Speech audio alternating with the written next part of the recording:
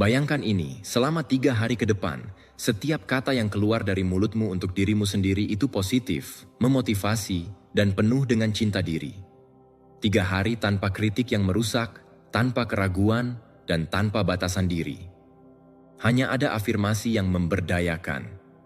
Kata-kata ini akan mengangkat semangatmu dan membuatmu berani untuk mencoba hal-hal baru. Bagaimana kalau kita bilang bahwa dalam 3 hari ini, kamu punya kekuatan untuk mengubah cara berpikirmu, dan yang paling penting, hidupmu? Ketika kamu berbicara baik kepada diri sendiri, kamu sebenarnya membuka pintu untuk mendapatkan kelimpahan, kesuksesan, dan ketenangan pikiran. Ini adalah tantangan seru yang bisa mengubah cara pandangmu. Jika kamu siap untuk melihat bagaimana hidupmu bisa berubah dengan cara yang luar biasa, tetaplah bersama kami sampai akhir. Hari ini adalah awal dari perubahan, dan semuanya dimulai dari apa yang kamu katakan pada dirimu sendiri. Sebelum kita mulai, aku ingin kamu meluangkan waktu sejenak untuk berkomitmen. Buka kolom komentar dan tulis, "Hari ini, aku menjadi versi terbaik dari diriku sendiri. Aku adalah seorang stoik." Ini akan jadi pernyataan pertamamu, langkah pertama menuju kehidupan baru dan pola pikir yang segar. Frasa ini bukan sekadar kata-kata, tapi sebuah komitmen untuk pertumbuhan dan transformasimu sendiri. Yuk, buatlah dengan sepenuh hati, dan bersiaplah untuk mengubah hidupmu dari dalam ke luar.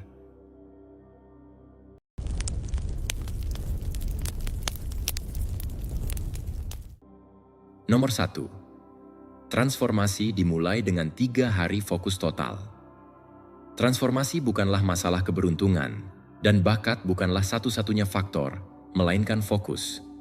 Jadi jika Anda benar-benar ingin mengubah pola pikir dan memprogram ulang otak Anda perlu 3 hari latihan penuh perhatian untuk memulai prosesnya. Ini bukan tentang keinginan semata, tapi sebuah komitmen teguh pada gagasan bahwa Anda bisa membentuk takdir Anda. Epictetus mengatakan bahwa kemajuan tidak terjadi secara kebetulan, tetapi melalui disiplin diri dan usaha. Dan jika Anda mendedikasikan 3 hari untuk memfokuskan pikiran Anda pada apa yang benar-benar Anda inginkan, Anda akan meletakkan fondasi transformasi nyata. Otak memiliki periode stres yang tinggi dan penerimaan di pagi, sore, dan momen-momen malam. Ini bukanlah suatu kebetulan, tetapi jendela biologis di mana sistem saraf lebih terbuka terhadap menyerap informasi. Di pagi hari saat bangun, pikiran belum dibombardir dengan gangguan dan berada di keadaan plastisitas yang lebih besar. Di sore hari, ketika tubuh berada dalam gerakan, koneksi antara pikiran dan tindakan diperkuat. Di malam hari sebelum tidur, otak memasuki keadaan refleksi yang mendalam, di mana pikiran Anda direkam dengan intensitas yang lebih besar. Marcus Aurelius mempraktikkan hal ini dalam meditasinya, mengulas hari mereka, dan mempersiapkan mental untuk selanjutnya. Jika Anda mengulang pernyataan di momen-momen penting ini, otak akan lebih mudah menyerapnya. Tidak hanya itu, bukan masalah kata-kata, tapi masalah intensitas emosional.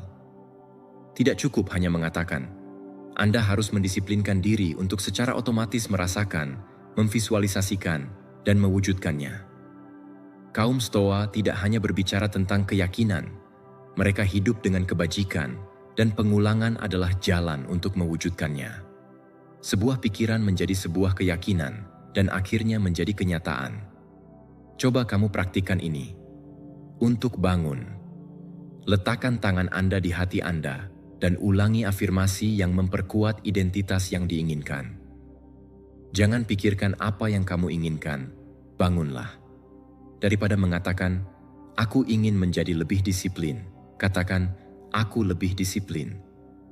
Alih-alih ingin lebih percaya diri, katakan, "Aku memiliki kepercayaan penuh pada diriku sendiri." Otak tidak membedakan antara realitas dan imajinasi. Jadi, semakin lama Anda hidup dalam afirmasi ini di pikiran Anda, semakin cepat mereka akan tercermin dalam diri Anda. Pada sore hari, perkuat afirmasi dengan gerakan fisik. Berjalan dengan tekad. Tarik napas dalam-dalam, rasakan energi transformasi dalam tubuh. Jangan mengulang pernyataan secara pasif. Integrasikan dengan tindakan. Kaum Stoa tahu bahwa kebajikan tidak ada dalam kata-kata, tapi dalam tindakan. Setiap langkah yang Anda berikan, setiap keputusan yang Anda buat, setiap saat ketika Anda memilih untuk bertindak alih-alih menunda, adalah sebuah konfirmasi dari identitas yang Anda bangun. Anda adalah apa yang Anda katakan dan apa yang Anda lakukan. Renungkanlah sebelum tidur. Pikirkan tentang pencapaian Anda hari ini dan programkan pernyataan untuk hari berikutnya. Jangan biarkan pikiranmu terisi dengan kekhawatiran atau pikiran negatif. Pikiran terakhir sebelum tidur diproses dalam semalam dan bisa memengaruhi kondisi mental Anda saat bangun tidur. Marcus Aurelius mengulas harinya setiap malam, menganalisis apa yang dapat ditingkatkan, dan mempersiapkan pikirannya untuk menghadapi hari berikutnya dengan lebih banyak kebijaksanaan. Jika Anda menerapkan prinsip ini sedikit demi sedikit, Anda akan mulai memperhatikan bagaimana fokus Anda memperkuat dan mengubah pola pikir Anda. 3 hari fokus total sudah cukup untuk memulai perubahan nyata, bukan karena ini adalah proses ajaib, tapi karena apa yang Anda lakukan secara sadar dan berulang-ulang terkadang menjadi kebiasaan. Dan setelah suatu kebiasaan terbentuk, transformasi menjadi hal yang tak terelakkan. Epictetus mengajarkan bahwa keunggulan bukanlah sebuah tindakan, tapi sebuah kebiasaan. Jika Anda mengambil kendali pikiran Anda dan mengarahkannya dengan niat, Anda akan memberikan langkah pertama untuk menjadi. Jangan meremehkan kekuatan 3 hari ini. Ini bukan tentang tantangan sementara, tapi awal dari sebuah pola pikir baru. Jangan berharap untuk merasa siap, langsung saja mulai. Jangan biarkan keraguan merayapi pikiran Anda, karena otak Anda akan mempercayai apa yang Anda ulangi. Hidup sudah cukup intens. Itu adalah hasil dari pikiran-pikiran yang Anda beri makan pada diri sendiri setiap hari. Jika Anda memutuskan untuk mengubah pikiran Anda, realitas Anda akan mulai berubah. Nomor 2. Percakapan internal Anda membentuk realitas Anda. Sebenarnya, suara di dalam kepala Anda adalah arsitek realitas Anda. Setiap pikiran yang Anda ulangi adalah batu bata dalam membangun hidup Anda. Jika dialog internal Anda penuh dengan keraguan, keluhan, dan alasan, itulah yang akan Anda lihat tercermin dalam kehidupan Anda sehari-hari. Tapi jika Anda belajar berbicara kepada diri sendiri dengan tekad dan fokus, Anda akan mulai mengubah cara bertindak dan memandang dunia. Marcus Aurelius memahaminya dengan sempurna ketika dia menulis bahwa kualitas hidup kita bergantung pada kualitas pikiran kita. Anda tidak bisa menunggu kebesaran jika Anda berbicara kepada diri sendiri dengan kata-kata yang mengalahkan. Setiap pikiran yang muncul menciptakan reaksi biokimia dalam tubuh Anda. Ilmu pengetahuan telah membuktikan bahwa apa yang Anda pikirkan mengubah cara Anda merasa. Dan hal ini pada gilirannya mempengaruhi bagaimana Anda bertindak. Jika Anda terus-menerus mengulang bahwa Anda tidak cukup, otakmu akan memperkuat keyakinan itu sampai menjadi sebuah realitas. Pikiran mencari penegasan atas apa yang ia percaya, dan jika Anda memberinya makan dengan negativitas, segala sesuatu yang Anda lakukan akan dikondisikan oleh perspektif itu. Epictetus mengatakan bahwa bukanlah peristiwa yang mempengaruhi kita, tapi interpretasi kita tentang mereka. Jika Anda menafsirkan setiap tantangan sebagai sebuah tanda bahwa kamu tidak bisa, kamu akan menyerah sebelum mencoba. Kekuatan percakapan internal terwujud dalam kehidupan sehari-hari. Jika Anda bangun di pagi hari, dan hal pertama yang Anda pikirkan adalah, hari ini akan menjadi hari yang sulit, otak Anda akan mengaktifkan sirkuit stres sebelum sesuatu yang sangat buruk terjadi. Tubuhmu menegang, suasana hatimu berubah, dan fokus Anda akan terbatas. Bukan itu masalah sihir, itu adalah biologi. Pikiran Anda mengantisipasi apa yang dia harapkan dan persiapkan. Tapi hal yang sama terjadi dalam arti sebaliknya.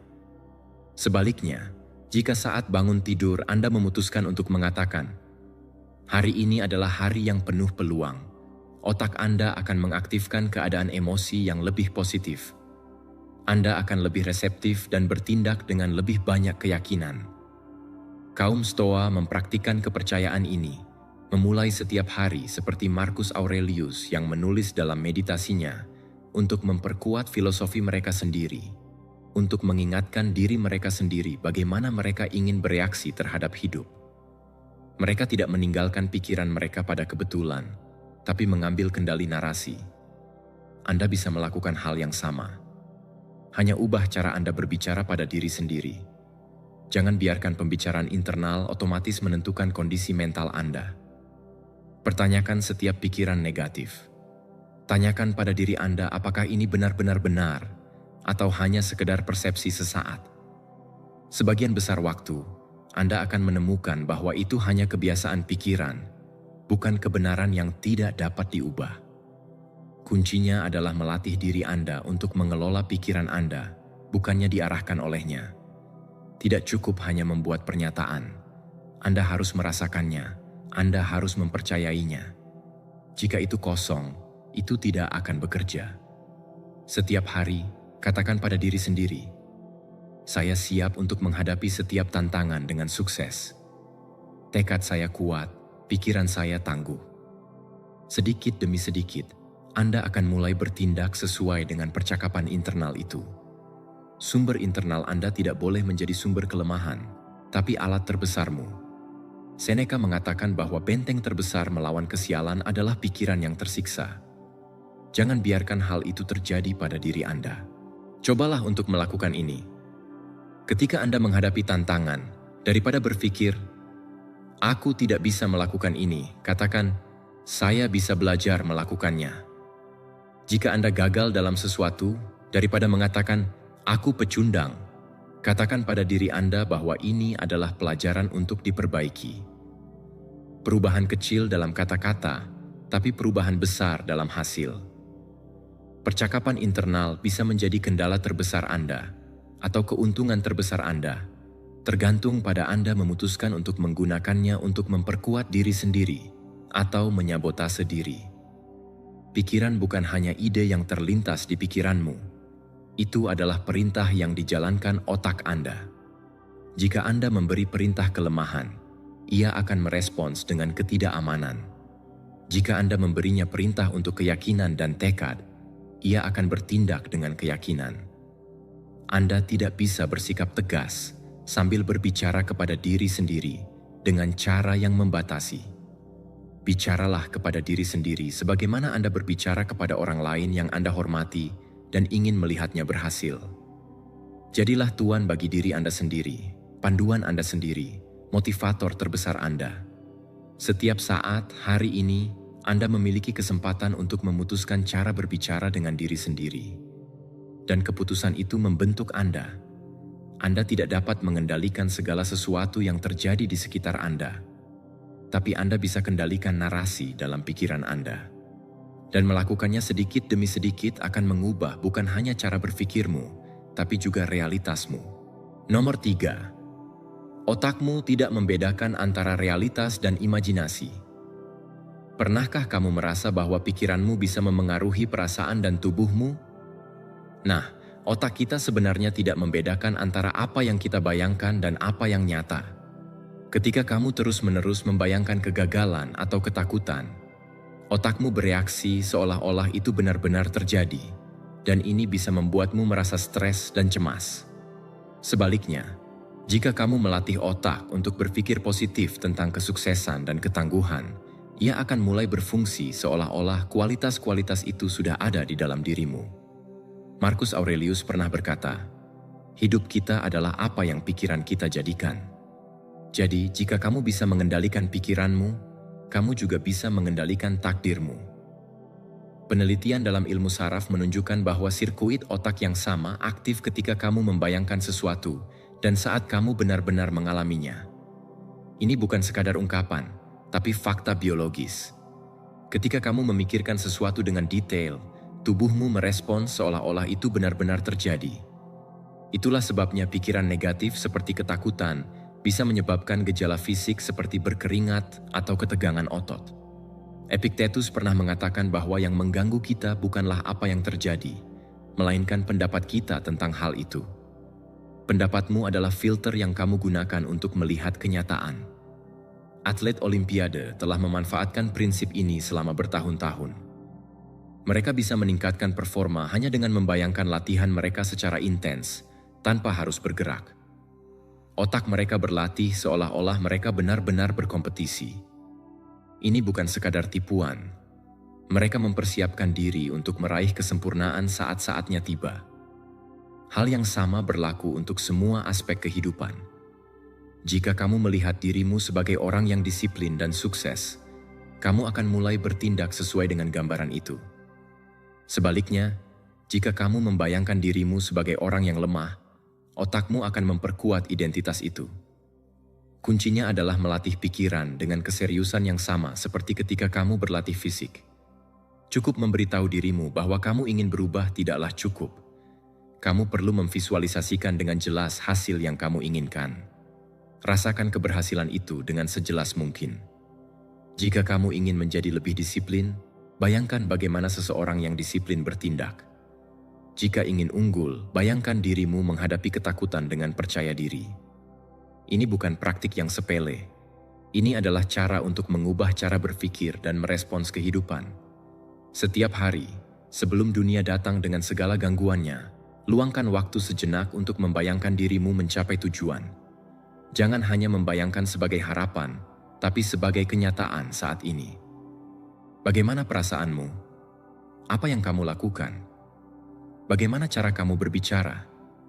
Rasakan kepuasan seolah-olah kamu sudah sampai di sana. Jika kamu melatih otakmu untuk memproses gambaran-gambaran itu sebagai nyata, ia akan mulai menyelaraskan pikiran dan tindakanmu dengan visi tersebut. Seperti kata Marcus Aurelius, kamu memiliki kekuasaan atas pikiranmu, bukan atas kejadian eksternal. Sadari hal ini, dan kamu akan menemukan kekuatan. Kekuatan itu dimulai dari cara kamu memilih untuk berpikir. Ini bukan tentang menipu diri sendiri, tetapi tentang pemrograman mental. Jika kamu mengisi pikiranmu dengan gambaran kesuksesan, itu akan menjadi perintah yang diikuti oleh otakmu. Namun, jika kamu membiarkan ketakutan dan keraguan menguasai pikiranmu, kamu akan melatih pikiran untuk gagal. Seneca pernah bilang bahwa kita lebih menderita dalam imajinasi kita daripada dalam kenyataan. Dan itu benar, karena seringkali ketakutan akan kegagalan adalah yang melumpuhkan kita, bukan kegagalan itu sendiri. Kamu bisa mengubah cara berpikirmu. Mengubah gaya hidupmu butuh kendali atas pikiranmu sebelum dunia melakukannya untukmu. Jika kamu ingin mengubah hidupmu, mulailah dengan mengubah cara kamu melihat dirimu sendiri.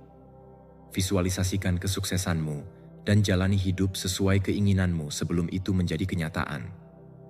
Ketika saatnya tiba bagi otakmu untuk bertindak, ia akan siap untuk menjalankan apa yang telah dilatihnya. Perbedaan antara mereka yang mencapai apa yang mereka inginkan dan yang tidak, bukanlah keberuntungan atau bakat, tetapi kemampuan untuk memprogram pikiranmu menuju kesuksesan. Nomor 4. Banyak dari kita hidup dengan autopilot. Hai teman-teman, kita seringkali tidak sadar bahwa kita hidup dalam mode otomatis, melakukan hal yang sama, berpikir dengan cara yang sama, dan bertindak dengan cara yang sama. Akibatnya, hasil yang kita dapatkan pun tidak berubah. Seperti yang dikatakan Marcus Aurelius, kebahagiaan hidup kita sangat bergantung pada kualitas pikiran kita. Jika kita terus-menerus memikirkan dan merasakan hal yang sama setiap hari, masa depan kita akan mirip dengan masa lalu kita. Tanpa perubahan dalam cara kita berpikir, tidak ada transformasi yang bisa terjadi. Tahukah kamu bahwa kita memproses antara 60.000 hingga 70.000 pikiran setiap hari? Yang menarik, sekitar 90% dari pikiran tersebut adalah sama dengan yang kita alami kemarin. Pengulangan ini membuat kita terjebak dalam identitas yang kaku. Seolah-olah kita terjebak dalam cerita yang kita ceritakan kepada diri sendiri, dan kita mulai mempercayainya sebagai satu-satunya kenyataan yang mungkin. Epictetus mengajarkan kita bahwa bukan apa yang terjadi pada kita yang mempengaruhi kita, tetapi cara kita menginterpretasikannya. Namun, jika interpretasi kita tidak pernah berubah karena kita terus mengulang keyakinan yang sama, kita akan terjebak dalam versi diri kita yang terbatas. Misalnya, jika kita terus berpikir, "Saya tidak pandai dalam bisnis," maka setiap keputusan yang kita ambil akan semakin menguatkan keyakinan itu. Kita mungkin akan menghindari risiko dan menolak peluang yang ada. Hidup kita tidak ditentukan oleh takdir, tetapi oleh cara kita memprogram pikiran kita sendiri. Pikiran kita cenderung mencari konsistensi. Jika kita percaya sesuatu tentang diri kita, otak kita akan berusaha keras untuk membuktikannya. Hal yang sama berlaku dalam aspek kehidupan lainnya. Jika kita berpikir, "Saya tidak disiplin," maka tindakan kita pun akan mencerminkan identitas itu. Jika kita merasa, "Saya tidak bisa berbicara di depan umum," maka setiap kesempatan untuk melakukannya akan membuat kita merasa panik. Ini bukan karena itu adalah kebenaran mutlak, tetapi karena kita telah memperkuat keyakinan itu seiring waktu. Kuncinya adalah mengenali pikiran-pikiran yang berulang ini dan menggantinya dengan yang lebih positif. Tidak cukup hanya ingin berubah. Kita perlu membongkar cerita yang telah kita percayai. Ketika kita menemukan pikiran yang membatasi, tanyakan pada diri kita, apakah ini benar-benar benar, atau hanya ide yang sudah saya ulangi berkali-kali sehingga saya menganggapnya sebagai kebenaran? Seringkali, kita akan menemukan bahwa tidak ada alasan yang kuat untuk mempertahankan keyakinan itu, kecuali kebiasaan. Setiap pikiran yang kita miliki membentuk realitas kita karena otak kita tidak membedakan antara apa yang kita pikirkan dan apa yang benar-benar terjadi. Jika kita mulai mengatakan pada diri sendiri, "Saya disiplin," meskipun kita belum sepenuhnya merasakannya, seiring waktu, pikiran kita akan mulai bertindak sesuai dengan itu. Ini bukan sihir. Ini adalah ilmu saraf. Kaum Stoa mengajarkan bahwa disiplin diri dimulai dengan mengendalikan pikiran kita. Seneca pernah berkata, "Bukan bahwa kita mempunyai sedikit waktu, tetapi bahwa kita membuang banyak." Salah satu cara terburuk untuk menyia-nyiakan waktu adalah dengan membiarkan pikiran otomatis yang tidak mengarah kemana-mana. Mari kita ambil kendali atas pikiran kita. Ini mungkin tidak mudah, karena kita sudah terbiasa membiarkannya berjalan dengan autopilot selama bertahun-tahun. Namun, setiap kali kita memilih sebuah pemikiran secara sadar, daripada membiarkan pikiran kita mengembara, kita mendapatkan kembali kekuatan kita. Hidup kita bukan tentang memaksakan diri untuk berpikir positif tanpa alasan, tetapi tentang melatih diri kita untuk mengenali pikiran mana yang memperkuat kita dan mana yang justru melemahkan.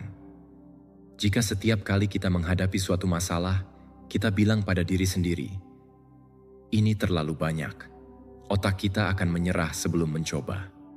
Namun, jika kita bertanya, "Bagaimana saya bisa menyelesaikannya?" jawabannya akan sangat berbeda.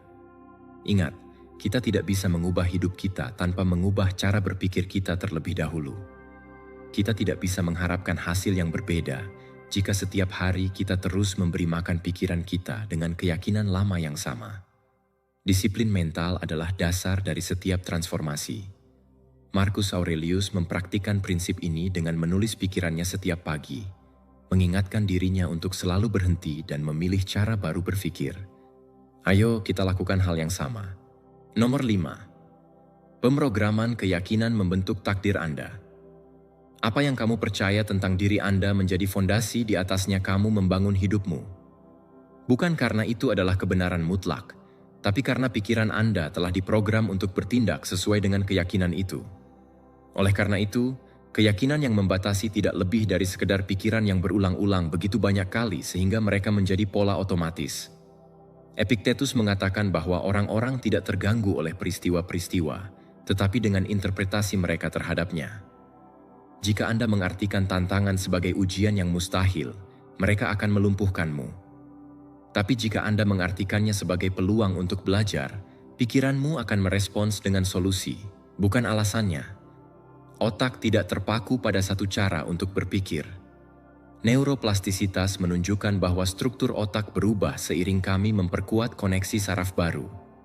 Yaitu, setiap kali Anda memilih untuk berpikir berbeda, Anda sedang merombak secara fisik pikiran Anda.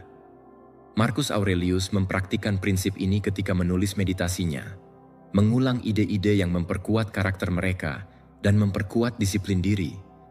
Itu bukan suatu kebetulan, melainkan sebuah latihan mental.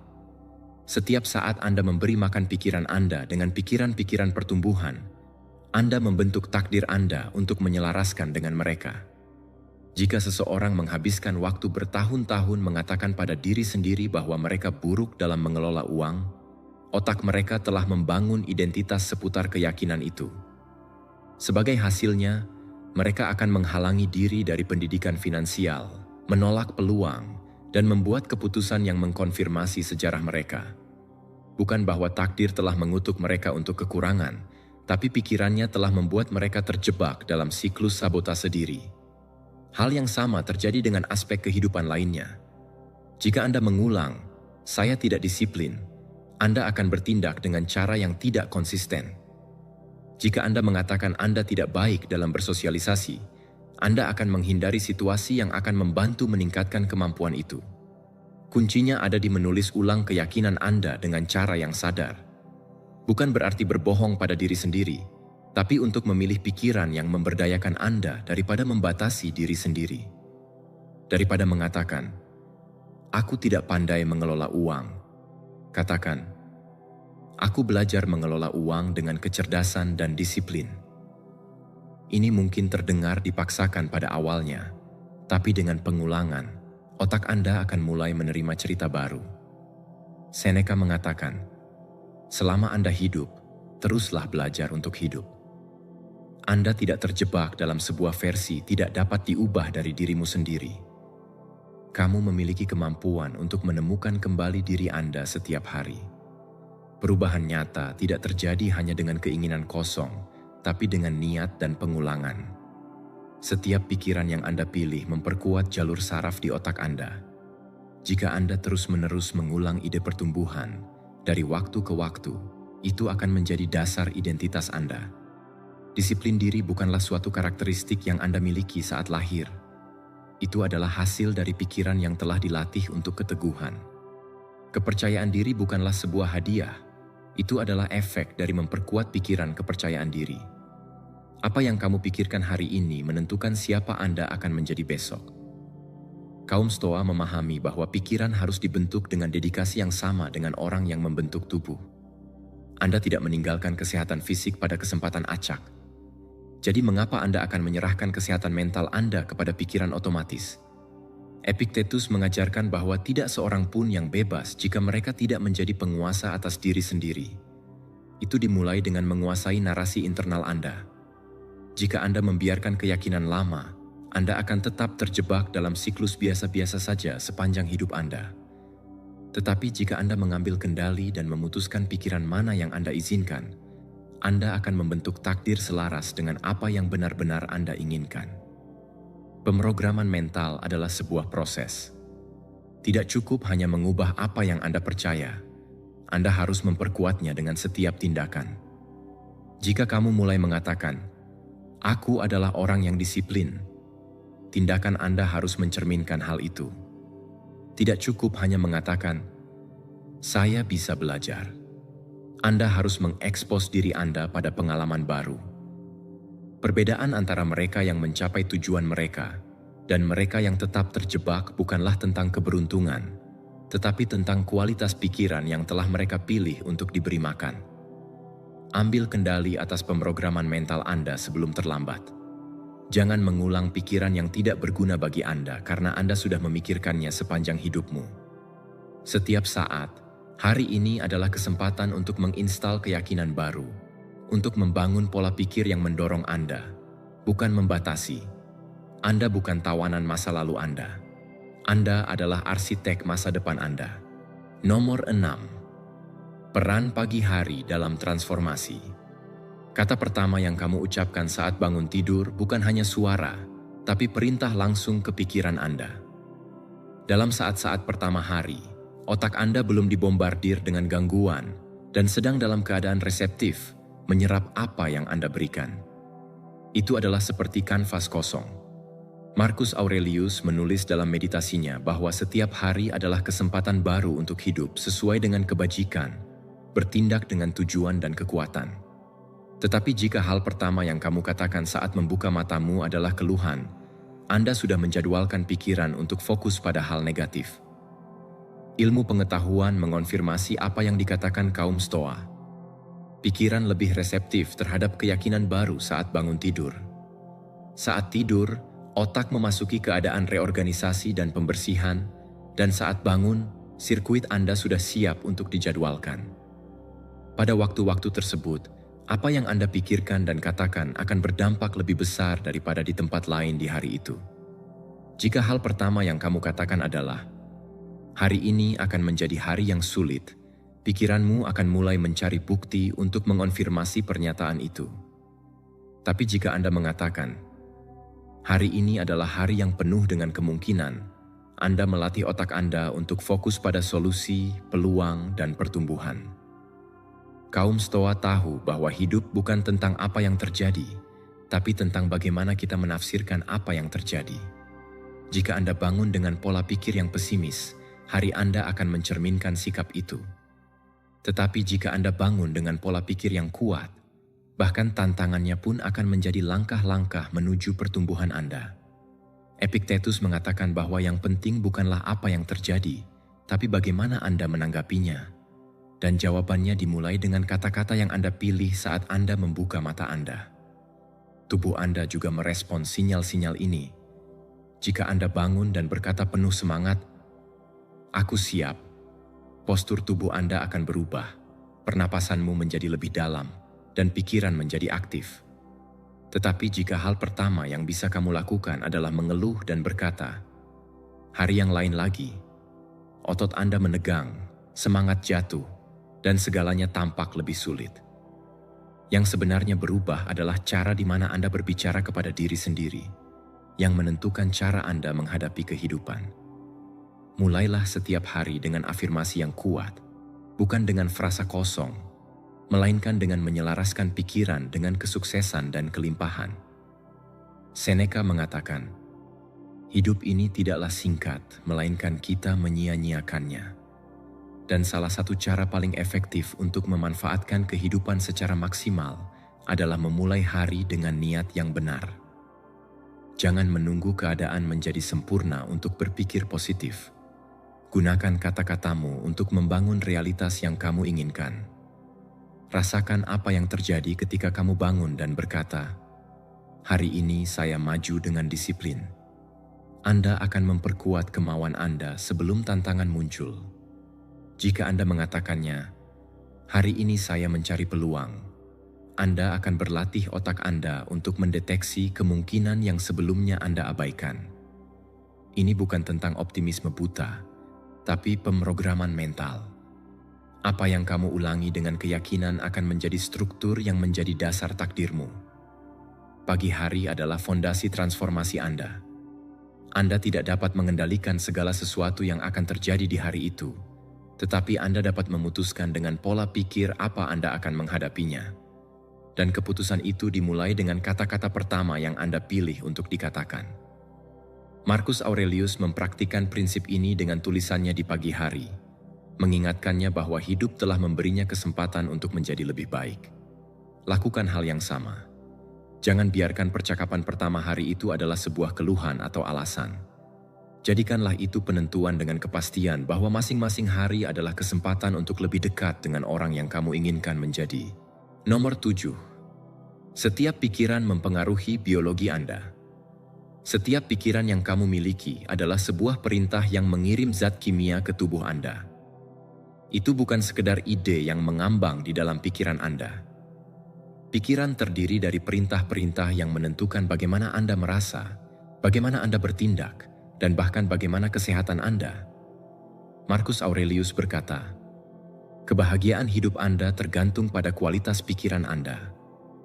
Jika Anda terus-menerus memberinya makan dengan kekhawatiran, stres, dan negativitas, tubuh Anda akan bereaksi seolah-olah Anda dalam bahaya, melepaskan hormon rasa takut dan melemahkan energi Anda. Tetapi jika Anda melatih pikiran Anda untuk fokus pada rasa syukur, disiplin, dan pertumbuhan, tubuh Anda akan selaras dengan Anda. Ilmu internal mengkonfirmasi apa yang kaum Stoa tahu dari pengalaman. Ketika Anda memiliki pikiran takut atau cemas, tubuh Anda melepaskan kortisol dan adrenalin, hormon stres yang meningkatkan ketegangan otot, mempercepat laju jantung, dan menempatkan tubuh Anda dalam keadaan waspada, seolah-olah Anda sedang menghadapi bahaya yang nyata. Masalahnya adalah ketika kondisi ini menjadi kronis. Tubuh lelah, pikiran merasakan ancaman dalam setiap situasi, dan sistem kekebalan tubuh melemah. Seneca mengatakan bahwa kita lebih menderita dalam imajinasi kita daripada pada kenyataannya. Dan dia benar karena kebanyakan kekhawatiran tidak pernah menjadi kenyataan, tapi tubuh menderita seolah-olah mereka nyata. Di sisi lain, pikiran tentang rasa syukur dan kekuatan menghasilkan dopamin dan serotonin. Zat-zat ini adalah hormon yang memberikan perasaan senang, tidak hanya meningkatkan suasana hati Anda, tetapi juga memperkuat sistem kekebalan tubuh Anda, meningkatkan energi Anda, dan membantu Anda untuk merespons tantangan dengan lebih baik. Epictetus mengajarkan bahwa kekayaan bukanlah tentang memiliki banyak hal, tetapi tentang menghargai apa yang sudah kamu miliki. Rasa syukur bukanlah sebuah berpikir positif sederhana. Itu adalah alat biologis untuk memprogram ulang tubuh Anda menuju ketenangan dan keseimbangan. Jika seseorang fokus pada pikiran negatif kronis, itu tercermin dalam tubuh mereka. Mereka merasa lelah tanpa alasan yang jelas, menderita sakit kepala terus-menerus, dan pernapasan menjadi dangkal. Itu adalah hasil dari sebuah sistem dalam keadaan perjuangan permanen. Tapi ketika Anda melatih pikiran Anda untuk melihat hal baik, untuk menemukan solusi setiap hari, tubuh merespons dengan lebih banyak energi, kejelasan, dan ketahanan. Perbedaan antara pikiran yang melemahkan Anda dan apa yang membuatmu lebih kuat adalah apa yang kamu pilih untuk berpikir berulang kali. Sebelum tidur, tinjau 3 hal yang Anda bersyukur. Itu tidak harus menjadi hal yang besar. Cukuplah mengenali hal-hal positif yang sudah ada dalam hidup Anda. Itu bisa menjadi percakapan yang baik, sedikit kemajuan dalam tujuan Anda, atau fakta sederhana tentang memiliki kesehatan. Kebiasaan ini tidak hanya menenangkan pikiran, tetapi juga mengaktifkan hormon kesehatan dan mempersiapkan tubuh Anda untuk istirahat yang tenang. Marcus Aurelius menulis setiap malam tentang harinya, bukan untuk mengeluh, tapi untuk merenung dan memperkuat karakter. Jika Anda menerapkan ini, pada awalnya Anda akan melihat bagaimana kondisi mental dan tubuh fisik Anda mulai berubah. Pikiran Anda adalah alat paling ampuh yang Anda miliki, tetapi hanya jika Anda belajar menggunakannya untuk keuntungan Anda, tidak memungkinkan pikiran otomatis tentang ketakutan dan kekhawatiran mengambil alih kendali. Kapanpun Anda merasa cemas, berhentilah dan ubah narasinya. Tanyakan pada diri Anda sendiri, apakah pikiran ini memperkuat atau melemahkan saya? Jika tidak berfungsi untuk Anda, gantilah dengan yang membantu. Ini bukan tentang mengabaikan realitas, melainkan melatih otak Anda untuk merespons secara cerdas, bukan dengan rasa takut. Tubuh mengikuti perintah pikiran. Jika Anda memberi makan pikiran tentang kekuatan, kekuatanmu akan meningkat. Jika Anda melatih pikiran Anda untuk bersyukur, sistem saraf akan seimbang. Jika Anda belajar mengarahkan pikiran Anda, alih-alih diarahkan oleh mereka, Anda akan mengambil langkah mendasar dalam membangun versi terbaik dari diri Anda. Jangan biarkan pikiranmu melemahkanmu. Gunakan kekuatannya untuk mengubah diri Anda. Nomor 8. Perubahan terjadi ketika Anda memutuskan hubungan dengan masa lalu. Perubahan nyata terjadi ketika kamu memutuskan untuk memutuskan hubungan dengan masa lalu. Kamu tidak bisa membangun realitas baru sementara terus berpegang teguh pada emosi lama, cerita, dan pola yang tidak lagi berguna bagi Anda. Marcus Aurelius berkata, jika sesuatu menyakitkan Anda, bukan itu yang mengganggumu, tapi penilaian Anda tentang hal itu. Dan Anda memiliki kekuatan untuk membatalkan keputusan itu sekarang juga. Kunci untuk mengubah hidup Anda bukanlah tentang mengubah apa yang terjadi, tapi tentang mengubah hubungan Anda dengannya. Jika kamu terus-menerus menanggung beban pengalaman masa lalu, Anda akan mengulang siklus yang sama berulang-ulang. Otak bersifat plastis dan terus berubah, tetapi hanya jika Anda mengizinkan pengalaman dan pemikiran baru. Jika Anda berpegang teguh pada masa lalu, Anda memperkuat koneksi saraf yang sama dan mengondisikan pikiran Anda untuk hidup di pengulangan. Ilmu saraf telah menunjukkan bahwa setiap kali Anda mengingat suatu peristiwa, Anda mengaktifkan dan memperkuat sirkuit otak yang merekamnya pada awalnya. Yaitu, setiap kali Anda menghidupkan kembali kekecewaan, kegagalan, atau pengkhianatan, kamu memberinya lebih banyak kekuatan dalam pikiran dan tubuh Anda. Epictetus mengajarkan bahwa kita tidak dapat mengendalikan kejadian eksternal, tetapi kita dapat mengontrol bagaimana kita menafsirkannya.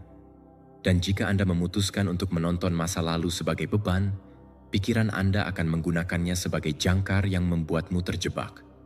Jika seseorang masih memikirkan sebuah pengkhianatan romantis, pikirannya masih terprogram untuk rasa sakit. Tidak masalah berapa banyak peluang baru yang muncul, akan selalu ada bagian di otakmu yang berharap hal yang sama akan terjadi lagi. Cerita tersebut tanpa disadari akan menarik hubungan yang berkonflik. Mereka akan menunjukkan tanda-tanda pengkhianatan di mana tidak ada, dan mereka akan bereaksi dengan ketidakpercayaan. Bukan karena situasi saat ini seperti di masa lalu, tapi karena pikirannya terus beroperasi dengan pemrograman yang sama. Dan apa yang dia takutkan akhirnya menjadi kenyataan. Kenyataannya, membebaskan diri dari masa lalu adalah tindakan disiplin mental. Bukan tentang mengabaikannya atau berpura-pura hal itu tidak pernah terjadi, tapi untuk secara sadar memutuskan bahwa itu tidak akan memiliki kekuasaan atas Anda lagi. Setiap kali memori negatif muncul, katakan pada diri sendiri, saya memilih untuk membebaskan diri dari masa lalu dan menciptakan realitas baru. Jangan anggap ini sebagai pernyataan sederhana, tapi sebagai pernyataan niat. Pikiran Anda memerlukan pesanan baru untuk mengubah strukturnya, dan satu-satunya cara untuk memberi mereka hal ini adalah melalui pikiran dan tindakan yang selaras dengan kehidupan yang ingin Anda bangun. Stoicisme mengajarkan kita bahwa kekuatan sejati bukan terletak pada apa yang telah kamu lalui, tapi apa yang Anda putuskan untuk lakukan dengannya. Seneca berkata bahwa yang memengaruhi kita bukanlah apa yang terjadi, tetapi bagaimana kami menafsirkannya. Jika Anda menafsirkan masa lalu seperti penjara, Anda akan tetap terperangkap di dalamnya. Tapi jika Anda melihatnya sebagai pelajaran yang sudah memenuhi tujuannya, Anda dapat melanjutkan tanpa menyeretnya bersamamu. Anda bukan kesalahanmu.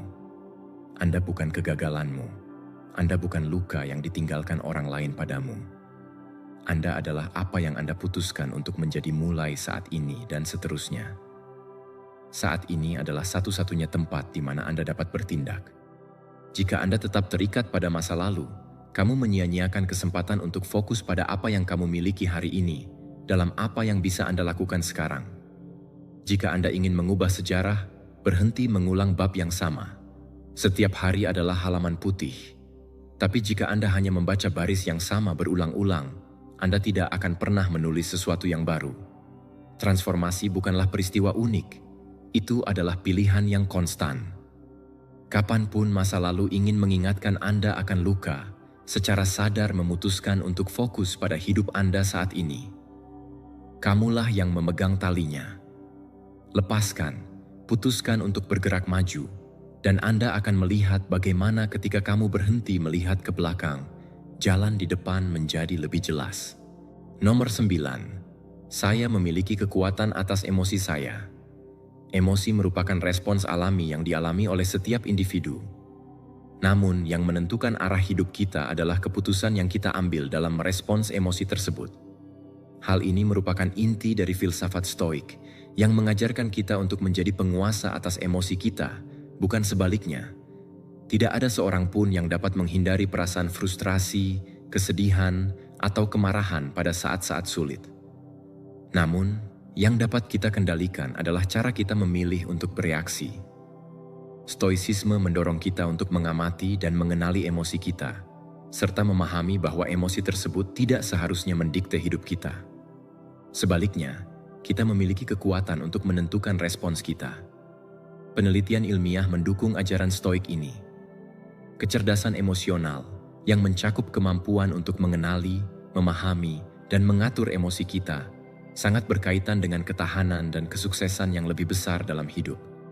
Penelitian menunjukkan bahwa individu dengan kecerdasan emosional tinggi lebih mudah beradaptasi, mampu mengelola stres secara efektif, dan dengan demikian mencapai hasil yang lebih baik dalam hubungan dan tujuan mereka.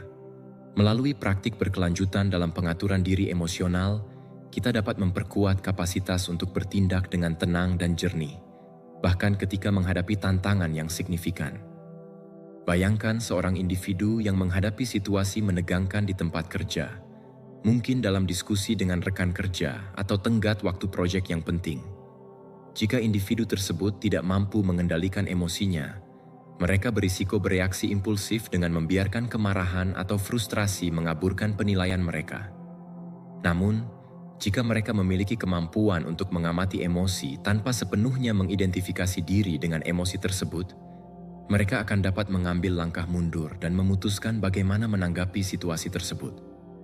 Inilah yang disebut oleh para penganut Stoik sebagai hidup berdasarkan akal, kemampuan untuk tidak terbawa oleh emosi, tetapi memilih tindakan yang rasional. Proses internal yang diperlukan untuk mencapai hal ini memerlukan latihan yang konsisten. Salah satu cara yang paling efektif untuk memperkuat kemampuan dalam mengendalikan emosi adalah melalui praktik pernapasan dalam dan meditasi. Metode ini membantu mengurangi dampak langsung dari emosi yang kuat, menenangkan pikiran, dan fokus pada hal-hal yang benar-benar penting.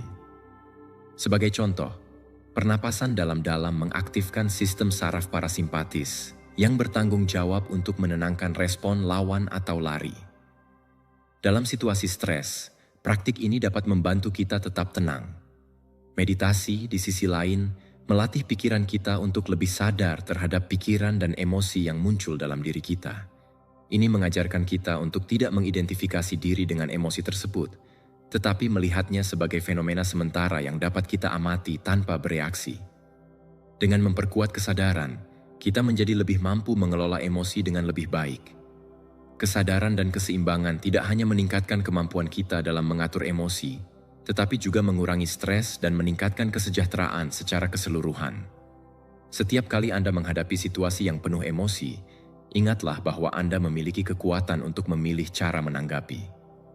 Alih-alih membiarkan diri Anda terjebak dalam reaksi impulsif, ambil langkah mundur dan bernapas. Amati emosi Anda, akui keberadaan mereka, tetapi jangan biarkan mereka mengendalikan Anda. Kendalikan dan praktikkan kebiasaan ini setiap hari, dan Anda akan menyaksikan kemampuan Anda dalam mengelola emosi yang sulit menjadi semakin mudah. Menjadi penguasa takdir Anda sendiri dimulai dengan menguasai emosi Anda. Ini adalah tindakan kebebasan yang sejati. Jangan biarkan keadaan atau orang lain menentukan bagaimana Anda merasa. Anda adalah satu-satunya yang memiliki kekuatan untuk memutuskan bagaimana bereaksi. Nomor 10. Saya memiliki kekuatan untuk mengatasi setiap hambatan. Hambatan bukanlah akhir dari jalan. Sebaliknya, ia adalah bukti nyata bahwa kamu terus melangkah maju, meskipun dalam keadaan yang sulit. Setiap kali hidup menjatuhkanmu ke dalam kegelapan, kamu dihadapkan pada pilihan yang signifikan, menyerah atau memperkuat dirimu untuk bangkit kembali. Dalam filosofi Stoicisme, kita diajarkan bahwa di dalam diri kita tersembunyi suatu kekuatan yang teguh dan tak tergoyahkan, yang mampu melawan segala badai, tidak peduli seberapa besar dan menakutkannya tantangan yang harus kita hadapi. Semakin besar tantangan yang dihadapi, semakin penting pula pelajaran yang dapat diambil darinya. Bagaimana kita mendefinisikan hasil dari setiap ujian dalam hidup adalah cara di mana kita memutuskan untuk menghadapinya. Ini bukan sekadar tentang menghindari rasa sakit atau kegagalan, tetapi lebih kepada bagaimana kita belajar untuk menggunakan pengalaman tersebut sebagai alat untuk pertumbuhan dan perkembangan diri. Ilmu pengetahuan, terutama dalam bidang psikologi, menegaskan bahwa ketahanan mental adalah kunci untuk mengatasi kesulitan. Penelitian menunjukkan bahwa individu yang berani menghadapi kesulitan dan berhasil mengatasinya mengembangkan kapasitas adaptasi yang lebih besar dan kekuatan mental yang lebih tangguh. Mereka yang tidak pernah mengalami kegagalan mungkin tampak kuat, tetapi sebenarnya kekuatan sejati datang dari mereka yang mampu bangkit kembali, berulang kali, setelah setiap jatuh. Ada kalanya, ketika kamu dihadapkan pada rintangan, kamu memilih untuk menghadapinya dengan keberanian daripada melarikan diri. Dalam proses itu, otak kita secara alami akan mengonfigurasi ulang dirinya sendiri, menjadikannya lebih tahan terhadap tantangan di masa depan. Setiap tantangan yang berhasil kamu atasi memperkuat keyakinan bahwa kamu mampu, bahwa kamu dapat bertahan lebih dari yang kamu bayangkan. Di dalam dirimu, terdapat kekuatan yang hanya akan terungkap saat kamu menghadapi masa-masa sulit. Bayangkan seseorang yang tiba-tiba kehilangan pekerjaannya. Pada awalnya dia mungkin merasa takut, tidak yakin, bahkan putus asa. Namun, alih-alih terjebak dalam ketidakpastian dan kebingungan, dia memutuskan untuk bertindak. Dia mulai mencari peluang baru, mempelajari keterampilan baru untuk dapat beradaptasi dengan situasi yang dihadapinya. Seiring berjalannya waktu, dia tidak hanya menemukan jalan baru, tetapi juga menyadari bahwa dia jauh lebih kuat dari yang dia kira. Ketakutannya terhadap perubahan dan ketidakpastian mulai memudar, karena dia telah membuktikan kepada dirinya sendiri bahwa dia mampu menghadapi tantangan dan terus melangkah maju. Pengalamannya telah mengubah apa yang awalnya tampak seperti krisis menjadi sebuah peluang berharga. Kini, dia lebih kuat, lebih percaya diri, dan lebih siap menghadapi masa depan. Kaum Stoa memahami bahwa penderitaan tidak terletak pada kejadian itu sendiri, tetapi pada cara kita memandang dan meresponsnya. Sebuah hambatan hanya menjadi masalah besar jika kita melihatnya sebagai batasan. Namun, jika kita mampu melihatnya sebagai kesempatan untuk tumbuh dan belajar, maka ia akan menjadi guru terhebat dalam perjalanan hidup kita. Hidup tidaklah tidak adil ketika menempatkan kesulitan di hadapanmu. Kesulitan-kesulitan ini justru diperlukan agar kamu dapat menemukan potensi sejati yang ada dalam dirimu. Tanpa mengalami tantangan, kamu tidak akan pernah tahu siapa dirimu yang sebenarnya. Ketika kamu dihadapkan pada sebuah tantangan, jangan biarkan rasa takut atau frustrasi menguasai dirimu. Alih-alih bertanya, "Mengapa hal ini terjadi padaku?" Tanyakan pada dirimu sendiri, "Apa yang bisa saya pelajari dari pengalaman ini?" Gunakan setiap rintangan yang muncul sebagai latihan bagi pikiran dan jiwa kamu. Ketangguhan sejati tidak dibangun di atas dasar kenyamanan, tetapi melalui kesulitan dan tantangan yang dihadapi. Setiap kali kamu menghadapi masalah dengan tekad dan semangat, kamu akan menjadi lebih kuat, lebih bijaksana, dan lebih siap untuk menghadapi apapun yang akan datang selanjutnya. Ulangi dalam pikiranmu setiap kali kamu merasa bahwa situasi yang dihadapi terlalu sulit. Saya memiliki kekuatan untuk mengatasi setiap rintangan. Jangan hanya mengucapkannya sebagai sebuah kalimat kosong. Katakan dengan keyakinan penuh bahwa itu adalah kebenaran. Karena memang demikian adanya. Kamu telah berhasil mengatasi banyak kesulitan sebelumnya. Kamu telah selamat dari momen-momen yang pada saat itu tampak mustahil untuk dilalui. Namun, disinilah kamu, tetap berdiri dengan kekuatan yang tidak tergoyahkan. Tidak ada alasan untuk berpikir bahwa kali ini akan berbeda. Tak peduli seberapa besar tantangan yang kamu hadapi, ingatlah bahwa kamu sudah terbukti tangguh. Jangan menunggu kehidupan menjadi mudah, karena kenyataannya itu tidak akan pernah terjadi. Namun, itu tidak masalah, karena kamu memiliki kekuatan yang luar biasa. Nomor 11. Saya layak untuk menjadi bahagia dan sukses. Kebahagiaan dan kesuksesan bukanlah sebuah hak istimewa yang hanya diperuntukkan bagi beberapa orang. Itu adalah hak yang dimiliki setiap orang. Kita tidak memiliki apapun di alam semesta yang mengatakan bahwa Anda tidak bisa memiliki yang terbaik dalam hidup. Tidak ada hukum rahasia yang mengatur bahwa orang-orang tertentu dilahirkan ditakdirkan untuk kesuksesan, sementara yang lain harus puas dengan yang kurang. Itu hanyalah kebohongan yang dibuat untuk dipercaya, tetapi sekarang saatnya untuk menghancurkannya.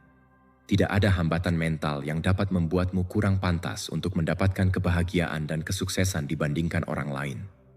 Perbedaan antara mereka yang berhasil mencapainya dan mereka yang tidak, terletak pada keyakinan mereka tentang diri mereka sendiri. Sains mendukungnya. Psikologi positif telah menunjukkan bahwa ketika seseorang percaya bahwa mereka pantas mendapatkannya, kesejahteraan emosional mereka meningkat, kepercayaan diri meningkat, dan tindakan mereka menyelaraskan dengan keyakinan itu. Bukan sihir, itu neuroscience. Pikiran beradaptasi dengan pikiran yang diberi makannya. Jika Anda percaya bahwa kamu tidak pantas meraih kesuksesan, Anda akan secara tidak sadar menyabotase diri sendiri dan kesempatan.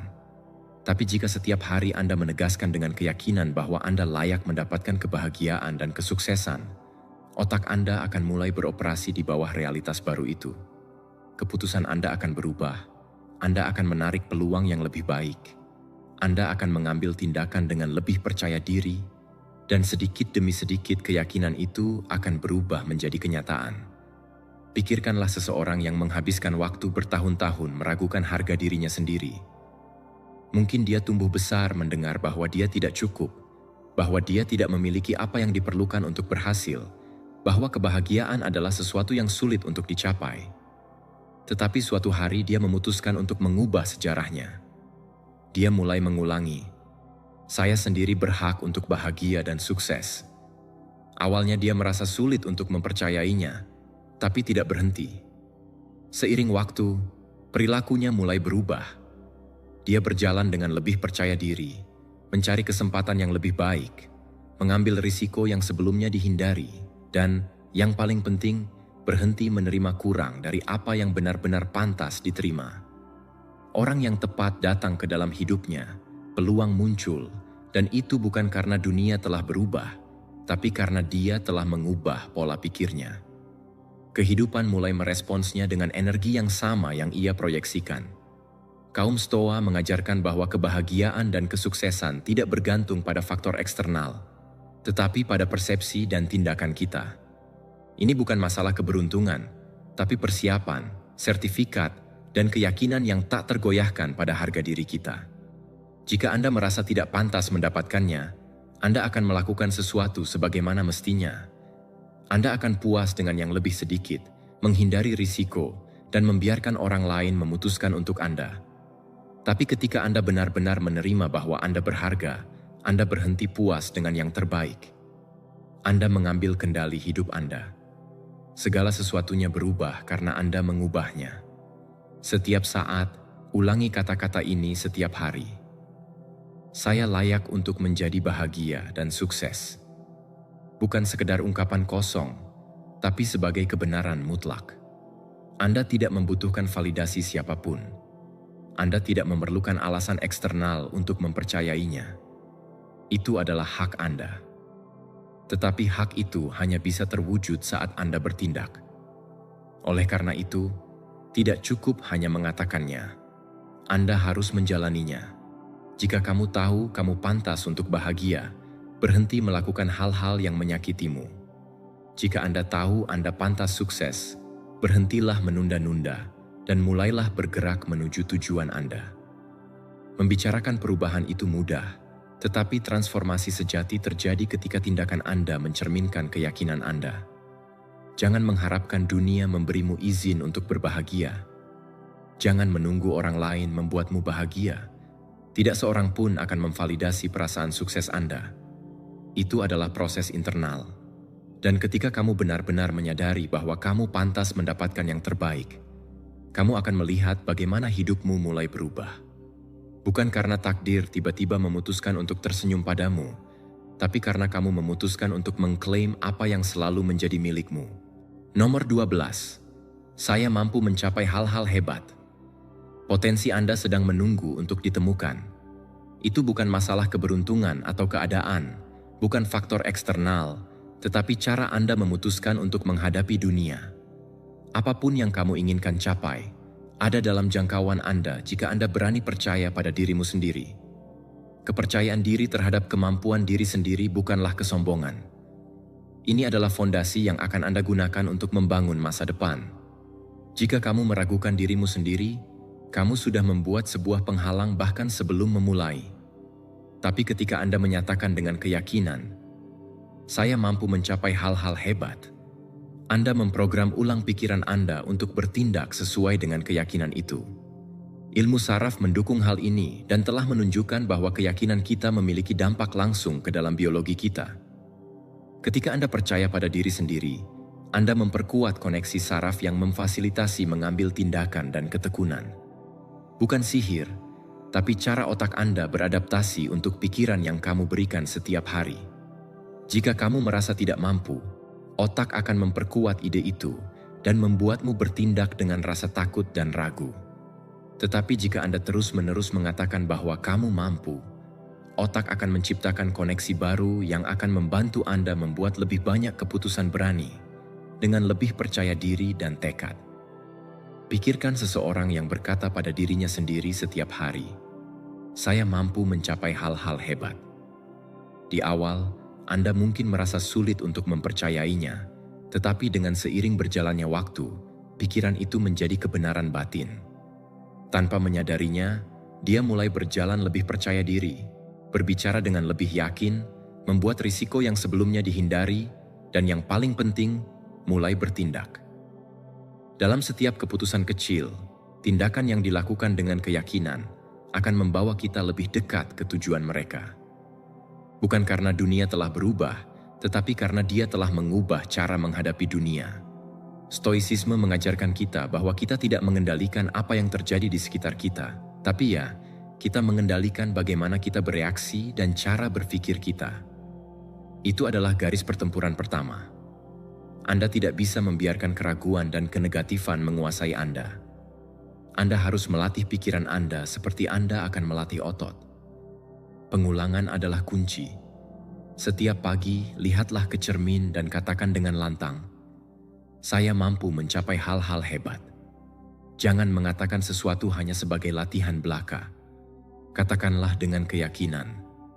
Jika awalnya Anda merasa sulit mempercayainya, tidak masalah. Pengulangan akan membuatnya nyata. Lalu, keluar ke dunia dan bertindak seperti seseorang yang benar-benar percaya itu. Itu tidak berarti bahwa jalannya akan mudah, atau bahwa keberhasilan akan terjamin segera. Akan ada rintangan, kegagalan, saat-saat keraguan. Tapi perbedaan antara mereka yang mencapai hal-hal hebat dan yang tidak, adalah yang pertama tetap maju meskipun semuanya. Mereka tidak mencari alasan, mereka tidak menunggu momen sempurna. Mereka hanya melanjutkan dengan keyakinan bahwa mereka mampu. Keyakinan itu sendiri yang membuat mereka terus bergerak ketika orang lain menyerah. Ini bukan tentang menipu diri sendiri dengan pikiran kosong, tapi untuk secara sadar memilih ide mana yang Anda izinkan untuk menentukan hidup Anda. Pikiran Anda seperti taman. Jika Anda menanam benih keraguan, ketakutan, dan keterbatasan, itu yang akan tumbuh. Tetapi jika Anda menanamkan pikiran kepercayaan dan tekad, kamu akan menuai prestasi dan kepuasan. Setiap hari adalah kesempatan untuk memilih jenis pikiran yang akan diberi makan. Dan pilihan itu akan menentukan apa yang bisa Anda capai. Potensi Anda tidak terbatas, tetapi hanya jika Anda memutuskan untuk memanfaatkannya. Anda tidak memerlukan izin siapapun untuk mencapai hal-hal hebat. Anda hanya perlu mengambil keputusan dan bertindak.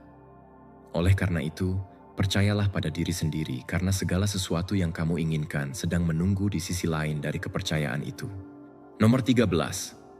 Aku bersyukur atas semua yang aku miliki. Segala apa yang kamu butuhkan untuk bahagia sudah ada dalam hidupmu, bukan di masa depan, bukan saat Anda mencapai tujuan itu, bukan ketika Anda mencapainya sesuatu yang kamu pikir kamu lewatkan. Itu ada di sini dan sekarang. Tapi Anda hanya akan melihatnya ketika Anda belajar untuk menghargainya. Rasa syukur bukanlah rasa puas diri. Itu tidak berarti Anda tidak boleh bercita-cita lebih. Ini berarti mengenali nilai dari apa yang sudah Anda miliki. Jika kamu tidak mampu bersyukur untuk apa yang Anda miliki hari ini, kamu tidak akan seperti itu juga ketika Anda mencapai lebih banyak.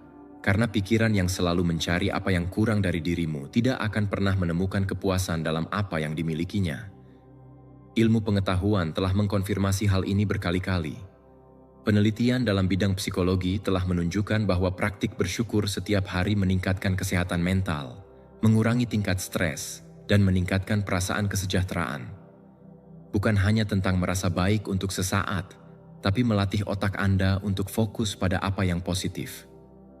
Jika Anda terbiasa melihat hal baik dalam hidupmu, kamu menciptakan sebuah kondisi pikiran yang memungkinkan Anda menghadapi tantangan dengan ketahanan yang lebih jauh. Rasa syukur mengubah cara di mana Anda mengalami hidup karena itu memungkinkan alih-alih menjadi perjuangan yang terus-menerus, itu menjadi hadiah. Bayangkan seseorang yang, meskipun menghadapi kesulitan, membutuhkan waktu setiap hari untuk bersyukur. Bukan karena hidupnya sempurna, tetapi karena dia mengerti bahwa selalu ada sesuatu untuk disyukuri. Kesehatan yang diberikan, orang-orang di sekelilingnya, kesempatan, pelajaran yang telah dipelajari. Perspektifnya berubah. Alih-alih fokus pada apa yang hilang, dia mulai melihat segala sesuatu yang sudah ada di sana. Dan itu memberinya kekuatan untuk terus bergerak maju, untuk mengatasi momen-momen sulit dengan sikap yang berbeda. Rasa syukur tidak mengubah kenyataan, tetapi ya, itu mengubah cara Anda mengalaminya.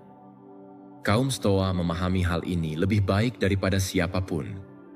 Bagi mereka, kebahagiaan tidak bergantung pada apa yang kamu miliki, tapi bagaimana kamu merasakan apa yang kamu miliki. Bukan tentang mengumpulkan lebih banyak hal, tetapi belajar untuk menghargai apa yang sudah Anda miliki. Kemampuan untuk hidup dengan sedikit dan merasa penuh, atau memiliki semuanya dan masih terus merasa kosong. Perbedaannya bukan dalam keadaannya, tapi dengan caramu untuk berpikir. Dia yang mampu bersyukur, bahkan dalam kesulitan, menemukan alasan untuk terus maju di setiap hari. Rasa syukur adalah kekuatan karena mengajarkan Anda untuk melihat kelimpahan sementara orang lain hanya melihat kekurangan. Jadikanlah rasa syukur sebagai kebiasaan. Jangan biarkan satu hari berlalu tanpa menyadari hal baik dalam hidupmu. Luangkan waktu setiap pagi atau setiap malam untuk memikirkan 3 hal yang Anda syukuri. Tuliskanlah jika Anda bisa. Itu tidak harus hal-hal hebat. Bisa jadi seorang teman yang mendukung, sebuah pencapaian kecil, hal sederhana, fakta memiliki atap di atas kepala Anda. Yang penting bukan besarnya apa yang Anda hargai, tapi tindakan mengakuinya. Karena semakin banyak Anda bersyukur, semakin Anda menyadari betapa beruntungnya Anda. Jangan menunggu sampai hidup ini sempurna untuk kamu rasakan bersyukur. Jangan menunggu sampai Anda memiliki semua yang ingin Anda ketahui. Bersyukurlah untuk apa yang sudah kamu punya. Rasa syukur bukanlah hasil dari sukses. Itu adalah penyebabnya.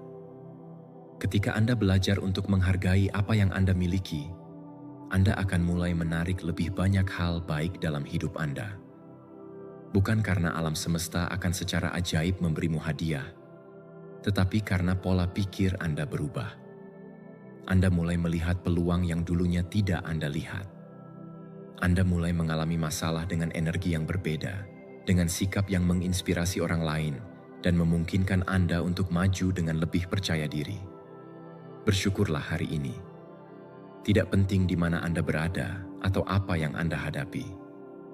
Bukan karena hidup adalah sempurna, tapi karena selalu ada sesuatu untuk disyukuri.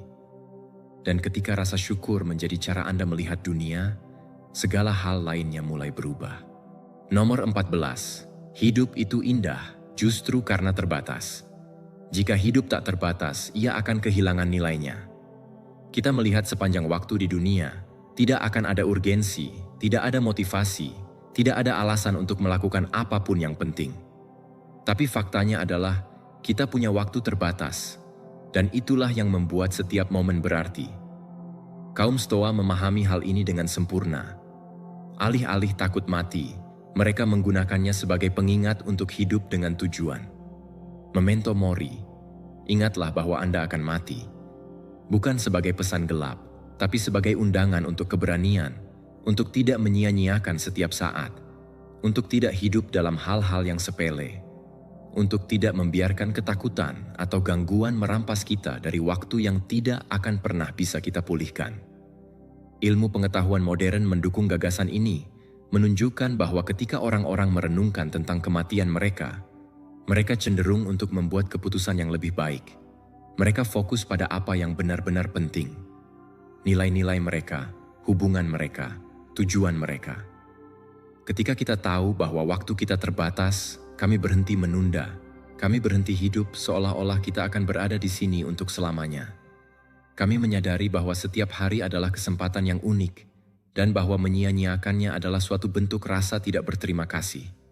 Kesadaran akan kematian membuat kita lebih hidup. Itu membangkitkan kita dari kelesuan rutinitas dan mendorong kita untuk bertindak. Ketika Anda hidup mengetahui bahwa waktu terbatas, Anda membuat keputusan lebih cepat. Kamu bijaksana untuk tidak bergantung pada apa yang tidak bisa kamu kendalikan. Anda tidak membuang-buang energi Anda pada argumen tanpa makna. Anda mulai menghargai percakapan yang tulus, senyum, matahari terbit, suara angin, hal-hal kecil yang selalu ada di sana, tapi sebelumnya hanya lewat saja tanpa disadari. Karena ketika Anda benar-benar mengerti bahwa saat ini tidak akan mengulanginya, Anda benar-benar menghargainya. Kesibukan dan stres hilang, dan kehidupan menjadi lebih kaya dan lebih dalam. Kaum Stoa berbicara tentang seni hidup. Bukan hanya tentang keberadaan, tapi tentang kehidupan. Hidup dengan kebajikan, dengan tujuan, dengan rasa terima kasih. Tidak menjadi budak emosi atau keadaan, tetapi melewati pemahaman bahwa hidup tidak berutang apapun pada kita, tapi kita berutang pada kehidupan atas komitmen kita untuk memanfaatkannya semaksimal mungkin. Bukan dari kecemasan, tetapi dari kesadaran. Dari ketenangan mengetahui bahwa setiap hari adalah hadiah yang tidak akan terulang kembali. Bahwa setiap momen ini adalah kesempatan untuk menjadi lebih baik, untuk belajar, untuk tumbuh, untuk mencintai. Perhatian penuh adalah kunci dalam semua ini. Untuk benar-benar hadir di setiap saat. Tidak hidup terjebak dalam kenangan masa lalu, maupun dalam ketidakpastian masa depan. Hidup terjadi sekarang, pada saat ini. Dan setiap saat, setiap kali kamu terganggu, pikiran tersesat dalam kekhawatiran, Anda melepaskan sesuatu yang tidak perlu, yang tidak akan pernah kembali. Ketika kamu meluangkan waktu untuk mengamati, untuk merasakan, untuk mendengarkan, Anda memberi menyadari bahwa kehidupan tidak pernah hal biasa. Itu selalu menjadi hal luar biasa. Hanya saja kita belum belajar untuk melihatnya. Jadi, hidup bukan hanya sekedar bekerja, kewajiban, atau tujuan masa depan. Bukan suatu, kalau aku sudah punya ini, aku akan senang. Hidup itu seperti kopi yang Anda minum sekarang, suara tawa seseorang yang kamu cintai, perasaan matahari di kulit Anda, udara segar di pagi hari, kehangatan percakapan yang tulus. Kebahagiaan tidak ditemukan di tempat lain, dalam pencapaian lain. Itu ada di sini sekarang. Tapi untuk melihatnya, Anda harus berhenti, bernapas, dan buka matamu. Kaum Stoa mengajari kita untuk berhenti khawatir tentang apa yang tidak dapat kita kendalikan, dan mari kita fokus pada apa yang ada dan apa yang dapat kita kendalikan, yaitu sikap kita menuju kehidupan. Kita bisa memutuskan bagaimana kita ingin mengalaminya, dengan rasa syukur atau dengan keluhan, dengan perhatian atau dengan gangguan, dengan tujuan atau membiarkan diri kita terbawa oleh inersia. Pilihannya selalu milik kita. Dan ketika kamu memahami bahwa setiap hari adalah hadiah yang tidak akan terulang lagi, kamu benar-benar mengerti. Hidup menjadi jauh lebih cantik. Nomor 15. Aku menarik energi positif dan peluang. Cara Anda berpikir dan menghadapi hidup Anda menentukan apa yang Anda tarik. Jika Anda fokus pada hal negatif, pada apa yang kurang, pada apa yang salah, Anda pasti akan menarik lebih banyak dari itu. Tapi jika Anda mempertahankan pola pikir positif, jika Anda memutuskan untuk melihat sisi baiknya hal-hal dan bertindak dengan tekad, Anda akan mulai memperhatikan bagaimana peluang mereka mulai muncul. Ini bukan tentang sihir atau sesuatu yang mistis, tapi bagaimana cara kerja pikiran manusia. Persepsi Anda membentuk realitas Anda. Kaum Stoa sudah memahami sejak berabad-abad lalu bahwa bukanlah peristiwa yang mempengaruhi kita, tetapi cara kita menafsirkannya. Jika Anda ubah perspektif Anda ubah hidup Anda. Ilmu pengetahuan telah menunjukkan bahwa sikap dampak positif mempunyai efek nyata terhadap kesejahteraan dan peluang. Psikologi positif telah mempelajari bagaimana optimisme dan keterbukaan pikiran dapat meningkatkan kualitas hidup, mengurangi stres, dan meningkatkan kemampuan beradaptasi. Ketika Anda melatih pikiran Anda untuk fokus pada yang positif, Anda mulai lebih memperhatikan hal-hal baik, solusi untuk masalah, kesempatan yang dulunya tampak tiba-tiba menjadi jelas. Bukannya mereka tidak ada di sana sebelumnya, tapi pikiranmu belum siap untuk melihat mereka. Energi yang Anda proyeksikan memengaruhi cara orang lain melihat Anda. Mereka melihat seseorang dengan sikap positif yang menyampaikan kepercayaan diri dan antusiasme, pasti akan menarik interaksi yang lebih baik dan akan membuka lebih banyak pintu. Pikirkanlah, seseorang dengan pola pikir yang terbuka dan optimis memiliki lebih banyak peluang untuk menemukan solusi di tengah kesulitan. Bayangkan Anda sedang dalam sebuah percakapan santai tanpa ekspektasi apapun. Tapi karena Anda menunjukkan minat dan sikap tulus yang positif, orang yang kamu ajak bicara menyebutkan satu kesempatan yang bahkan tidak Anda sadari sedang dicari. Mungkin merupakan tawaran pekerjaan, ide bisnis, kontak yang berharga. Hal ini tidak terjadi karena alam semesta berkonspirasi untuk menguntungkan Anda dengan cara ajaib, tetapi karena kondisi mental Anda membuatnya menjadi lebih reseptif, lebih bersedia untuk terhubung dengan lingkungan dan dengan orang-orang di sekitar Anda. Kaum Stoa mengajarkan bahwa kita tidak bisa mengendalikan apapun yang terjadi di sekitar kita, tapi ya, kita dapat mengendalikan bagaimana kita bereaksi. Sebuah tantangan. Anda memiliki dua pilihan. Untuk melihatnya sebagai hambatan atau sebagai peluang untuk tumbuh. Dan sesuai pilihan jawaban Anda, itu akan menentukan takdirmu. Jika kamu menghadapi masalah dengan pola pikir positif, tidak hanya akan membuat Anda merasa lebih baik secara emosional, tetapi juga Anda akan menghasilkan lebih banyak kepercayaan. Energi yang Anda pancarkan mengelilingi Anda dan memengaruhi orang lain, dan pada gilirannya kembali kepada Anda dari berbagai cara. Kuncinya ada di melatih pikiranmu untuk mencari kebaikan dalam situasi apapun. Ini tidak berarti mengabaikan masalah atau hidup dalam fantasi. Itu berarti mengenali realitas, menerima tantangan, dan memutuskan untuk menghadapi mereka dengan sikap terbaik. Rasa syukur adalah sebuah alat yang kuat. Ketika Anda fokus pada apa yang kamu miliki, bukan pada apa yang hilang darimu, persepsi berubah. Anda mulai melihat kemungkinan alih-alih keterbatasan. Yang sebelumnya tampak seperti masalah yang tidak dapat diatasi sekarang menjadi pelajaran yang memperkuat. Hidup tidak sempurna dan akan selalu ada hambatan. Tapi pola pikir positif memungkinkan Anda untuk melintasinya dengan lebih mudah, kejelasan, dan tekad. Alih-alih terjebak dalam mengeluh atau frustasi, Anda bertanya pada diri sendiri, apa yang bisa saya lakukan? Bagaimana saya bisa belajar dari ini? Bagaimana cara menggunakan pengalaman ini untuk ditingkatkan? Dengan melakukan ini, Anda mengambil kendali atas hidup Anda, dan Anda menjadi seseorang yang tidak hanya menunggu peluang, tetapi menciptakannya. Sikap yang Anda hadapi setiap hari tentukan seberapa jauh Anda bisa melangkah. Setiap pagi adalah kesempatan baru untuk memutuskan energi apa yang akan Anda proyeksikan. Jika Anda memilih pesimisme, semuanya akan tampak lebih sulit, lebih berat. Jika Anda memilih optimisme, bahkan di tengah masalah, akan selalu ada sesuatu yang bisa Anda ambil keuntungan. Ini adalah kebiasaan yang dibangun dengan latihan. Mulailah dengan berterima kasih kepada seseorang atas sesuatu. Hadapi tantangan setiap hari dengan tekad.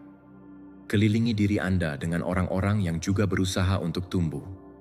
Seiring berjalannya waktu, Anda akan melihat bagaimana energi Anda berubah, bagaimana lingkungan merespon secara berbeda, dan bagaimana peluang mulai muncul.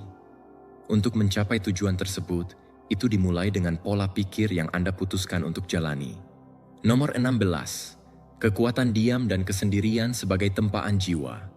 Dalam dunia yang menyembah hiruk-pikuk, produktivitas tanpa henti, dan stimulasi konstan, justru dalam keheninganlah Anda menemukan suara paling jernih, suara jiwa Anda sendiri. Kaum Stoa bukanlah petapa yang lari dari dunia, tetapi mereka adalah ahli strategi yang memahami bahwa pertempuran terbesar dimenangkan dalam kesendirian yang disengaja, sebelum bahkan pertempuran itu dimulai. Marcus Aurelius, yang memimpin kekaisaran terbesar di dunia, justru menulis meditasi-meditasinya yang abadi bukan di tengah kerumunan orang, bukan dalam rapat-rapat penting, tetapi dalam kesendiriannya. Itu adalah ruang suci di mana dia melepas topeng kaisar dan berhadapan dengan dirinya yang paling mentah, paling jujur. Inilah yang disebut otium sanctum, waktu senggang yang suci. Bukan kemalasan, tetapi sebuah disiplin aktif untuk menarik diri dari kebisingan dunia luar guna membangun benteng ketenangan di dalam. Ilmu pengetahuan modern mulai membuktikan apa yang para filsafat telah ketahui selama berabad-abad.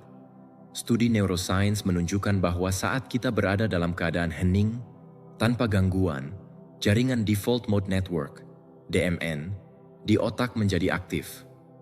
Jaringan inilah yang bertanggung jawab untuk introspeksi, konsolidasi memori, dan pemecahan masalah yang mendalam.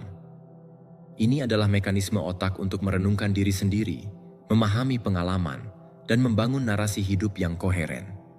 Ketika Anda terus-menerus terdistraksi oleh notifikasi, obrolan, dan tuntutan eksternal, Anda merampas otak Anda dari kesempatan untuk melakukan pekerjaan terdalamnya, memproses, mempelajari, dan tumbuh. Bayangkan dua orang yang menghadapi krisis hidup yang sama, katakanlah kehilangan pekerjaan. Orang pertama langsung panik.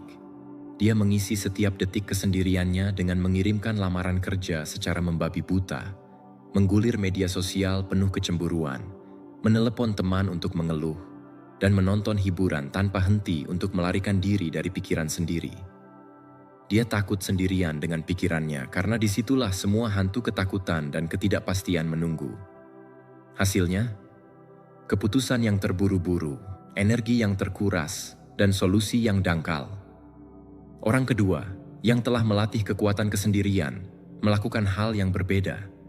Dia mungkin juga mengambil tindakan praktis, tetapi dia dengan sengaja menyisihkan waktu, 1 jam di pagi hari, atau berjalan-jalan sendirian di alam, untuk benar-benar diam. Dalam keheningan itu, dia tidak melarikan diri. Dia duduk dengan ketidaknyamanannya. Dia mengajukan pertanyaan-pertanyaan keras kepada dirinya sendiri. Apa yang sebenarnya penting bagiku? Keterampilan apa yang benar-benar kukuasai? Apakah ini akhir, atau justru persimpangan menuju jalan yang lebih sesuai dengan jiwaku? Dari ruang hening inilah, wawasan yang lebih dalam muncul. Bukan sekadar lamaran kerja lain, tetapi mungkin ide untuk memulai usaha sendiri, atau keputusan untuk banting setir ke karier yang lebih bermakna. Kesendiriannya bukan pelarian, itu adalah tempat penemuan. Seneca dalam surat-suratnya kepada Lucilius dengan fasih menulis, kita harus menarik diri ke dalam diri kita sendiri sebisa mungkin. Orang yang bergaul dengan banyak orang menghadapi banyak bahaya. Dia tidak menganjurkan misantropi, tetapi keintiman dengan diri sendiri. Bahayanya yang dia maksud adalah bahaya kehilangan diri Anda. Nilai-nilai, penilaian, dan kemerdekaan batin Anda dalam arus pendapat dan harapan orang lain. Dalam kesendirian, Anda berhenti menjadi apa yang orang lain inginkan dan mulai mengingat siapa Anda sebenarnya. Epictetus, yang dilahirkan sebagai budak, memahami ini pada tingkat yang paling mendalam. Kebebasan sejatinya tidak datang dari perubahan keadaan eksternalnya, tetapi dari benteng kesadaran internal yang dia bangun melalui latihan mental dan perenungan dalam kesendirian. Dia berkata, orang yang bebas adalah orang yang memiliki hal-hal yang diinginkannya dan menginginkan hal-hal yang dimilikinya. Bagaimana Anda bisa mengetahui apa yang benar-benar Anda inginkan jika Anda tidak pernah cukup tenang untuk mendengarkan suara hati Anda sendiri yang paling dalam, yang seringkali hanya berbisik, tidak pernah berteriak? Praktik kesendirian yang disengaja ini adalah disiplin tingkat tinggi. Ini bukan tentang mengunci diri di kamar sambil tetap menggulir layar ponsel. Ini tentang menciptakan ruang tanpa input eksternal. Beberapa bentuk praktiknya bisa berupa meditasi kesadaran pagi. Duduk dalam diam selama 20 menit, hanya mengamati napas dan pikiran yang datang dan pergi, tanpa terikat. Jalan-jalan sendirian tanpa tujuan, tanpa podcast, tanpa musik. Hanya Anda, langkah kaki, dan dunia di sekitar Anda. Biarkan pikiran mengembara dan terhubung kembali dengan sensasi fisik. Journaling mendalam. Seperti Marcus Aurelius, tuliskan pergulatan batin Anda.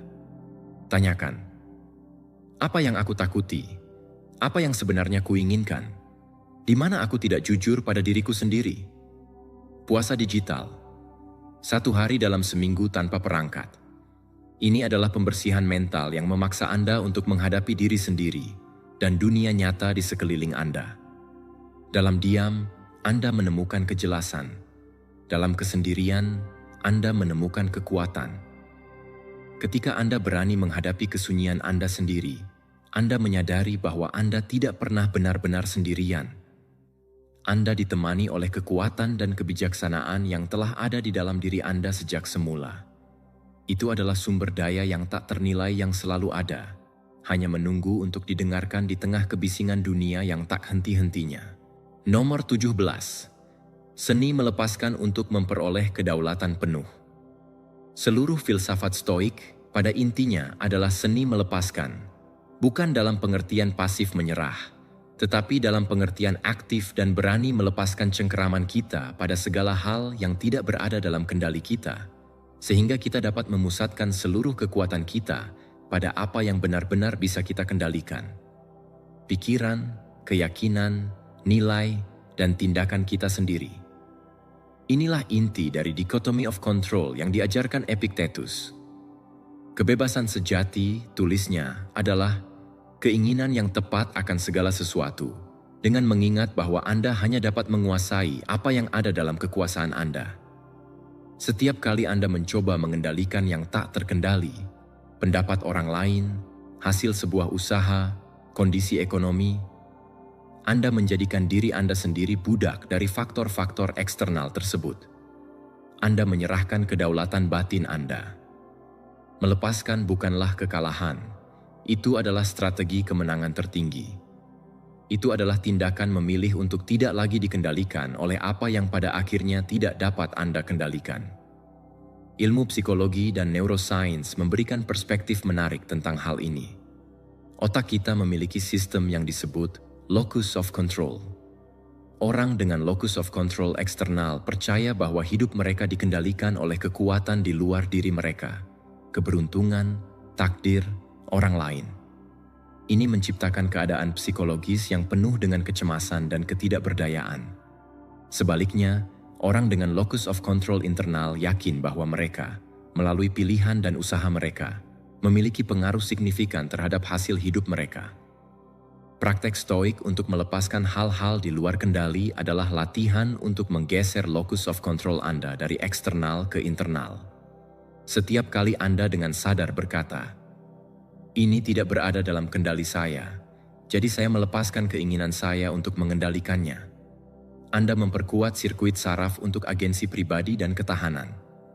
Anda menghemat sumber daya mental dan emosional yang sangat besar, sumber daya yang dapat Anda investasikan sepenuhnya pada wilayah kedaulatan Anda, karakter dan tindakan Anda. Bayangkan seorang nelayan yang cakap. Dia tidak dapat mengendalikan laut. Dia tidak dapat memerintahkan badai untuk berhenti atau ikan untuk menggigit kailnya. Apa yang akan terjadi jika dia menghabiskan seluruh energinya dengan marah pada ombak, mengutip angin, atau cemas akan kemungkinan tidak mendapatkan tangkapan? Dia akan menjadi lelah, pahit, dan akhirnya gagal. Nelayan yang bijaksana, bagaimanapun, mengerti seni melepaskan. Dia melepaskan kendali atas laut. Sebaliknya, dia memusatkan seluruh keahlian, perhatian, dan energinya pada apa yang dia bisa kendalikan. Memperbaiki jaringnya, membaca tanda-tanda alam, memilih umpan yang tepat, dan mengemudikan perahunya dengan terampil. Dengan melepaskan yang eksternal, dia justru menjadi master di domainnya.